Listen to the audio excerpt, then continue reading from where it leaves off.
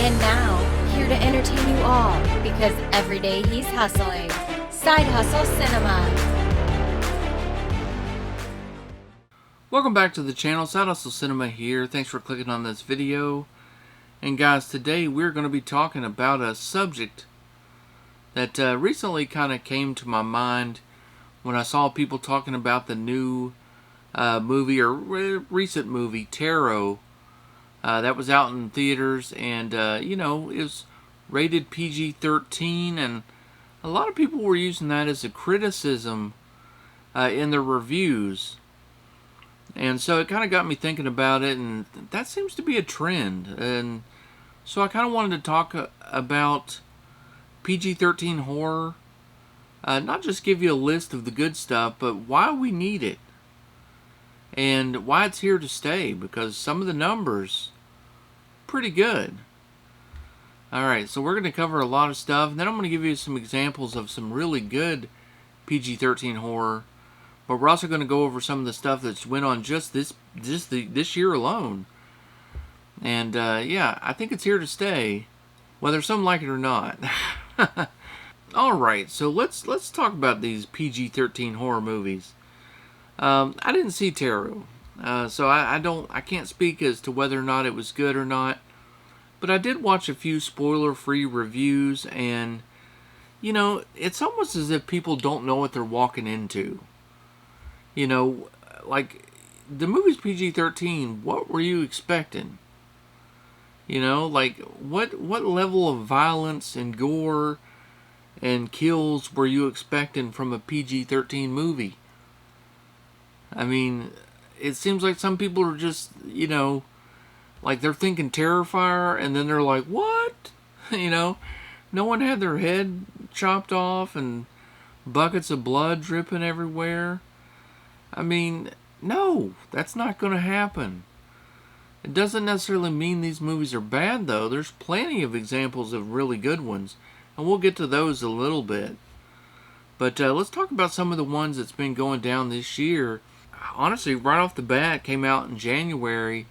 You had Night Swim, and that movie was made for a budget of just $15 million, and ended its theatrical run with $54 million. So that is really good. Now, the movie itself, I watched it, and 2/3 of the way in, I was like, man, what are people talking about? This is a pretty good movie. Not only is it kind of original, you know, haunted swimming pool, and they explain that better. It's not as cheesy as it sounds, you know, a haunted swimming pool. I actually was enjoying the movie, and the ending ruined it for me. You know, I'm not going to spoil the movie here, but yeah, I think people did not like the ending. If they would have done some test screening, they could have went a different way and really saved that movie, and maybe even left it open for possible sequels, because, you know, when a movie makes that much for that low of a budget, you know, it should have a sequel. But I don't know. But anyway, that's a pretty good example. Then we had let's see, we had Imaginary. Now I just picked this one up on Blu-ray. Fantastic Atmos soundtrack. If you haven't heard it, it's worth picking up just for that if you got the theater system to pull it off. But Imaginary had a budget of just $13 million and made $35.7 million at the box office. Not too shabby. You know, if a movie at least 2x's, maybe 2.5 times its budget, that's usually what's considered to be a big, you know, financial success. And we were talking about Tarot, and it's still in theaters, but it's at the very end of its run. Budget of $8 million. So far to date has made $22.2 million at the box office. At the time I recorded this video anyway.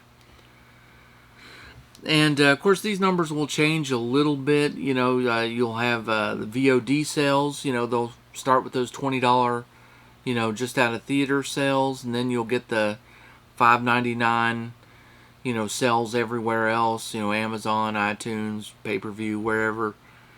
You get your video on demand, and then eventually, it'll hit physical media, and it'll get a few more dollars there. You know how it does.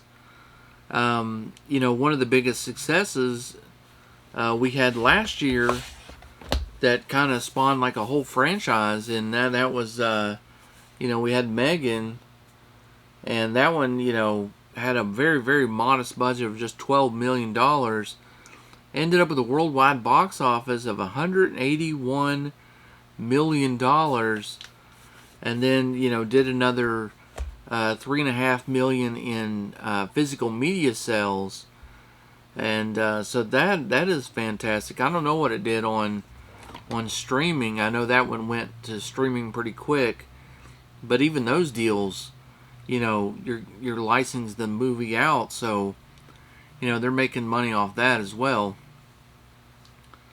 And when part 2 comes out, it actually just recently had a schedule change, and they bumped it right in the middle of June or July. So this one is going to be right in the middle of summer blockbuster season when we get part 2, Megan 2.0, in 2025. I mean, they're putting it in the middle of summer. That's big. And if you don't know the plot on that one, and I know this isn't really the video for it, but the plot on that one is Megan actually plays the good guy in the new one.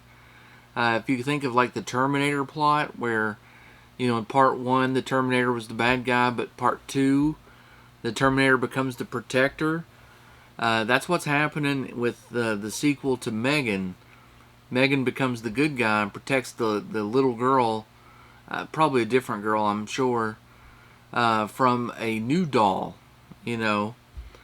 that's out to kill people. So kind of interesting. But yeah, so that's what we've been dealing with as far as box office goes, and that's good for 2 reasons. One, these days the box office needs a lot of help, and horror movies seem to be one of the genres that is really funding the theater. I mean, that's keeping the theater alive. I mean, these horror movies, they're cheap to make, and they're making decent money, so it's important. And then when we have these PG-13, it lets more people come under the tent. It lets more parents feel okay about, letting their kids go see those types of movies. And then, of course, those are like gateway horror movies that, you get some 13-year-old kid, 12, 13, however old they are, they go check out one of these movies, and maybe they become big horror fans. And that's just good. That's just good for the genre. You want to keep that stuff going, especially these days when all kids want to do is pretty much be on their phone all the time. At least that's how all my nieces and nephews are. So, if we can get them to go out and watch some horror movies, that's great in my opinion. And the PG-13 horror movies aren't all that bad. There's a lot of really good ones out there. One of my favorites was Scary Stories to Tell in the Dark. And love this one. It's a yearly watch for me. It doesn't have the language, doesn't have nudity, doesn't have gore and things like that, but it's got tons of atmosphere, especially if you like Halloween time atmosphere. The soundtrack, everything from Donovan singing Season of the Witch right at the beginning of the movie, the creature, all the creatures from the movie that are in there, they all look awesome. A lot of suspense in there too. It's like multi-layered storytelling as well, because you have the girl, and what she went through, in the house. You have the kids and the bullies, and then you have the guy, being a Vietnam deserter, and then you have, when the stories start coming to life, you have the monsters that are chasing the kids.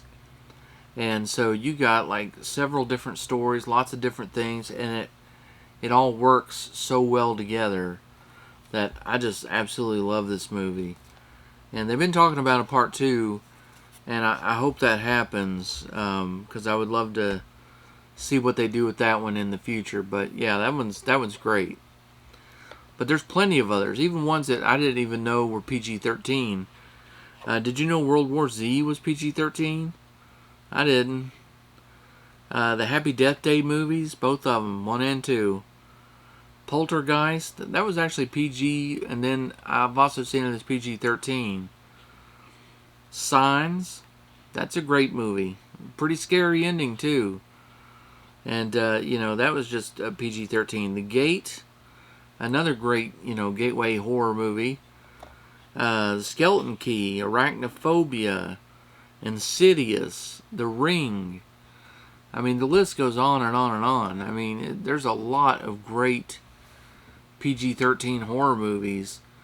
So the fact that it's, PG-13, people really, they should adjust their dials a little bit before they go see it. And not, I mean, they got to temper what their expectations are. They have to, you can't expect certain things from certain movies. I mean, it's just not fair to the movie. You got to know what you're getting into before you go see something. And so you won't have so many, kind of ridiculous reviews, honestly. But it is what it is. Well, anyway, that's my, topic. That's my rant a little bit, I guess. Let me know what you guys think down in the comments below. Let me know what is your favorite PG-13 horror movie. And yeah, let's stay safe, have fun. Keep watching those PG-13 horror movies. And I'll see you on the next one.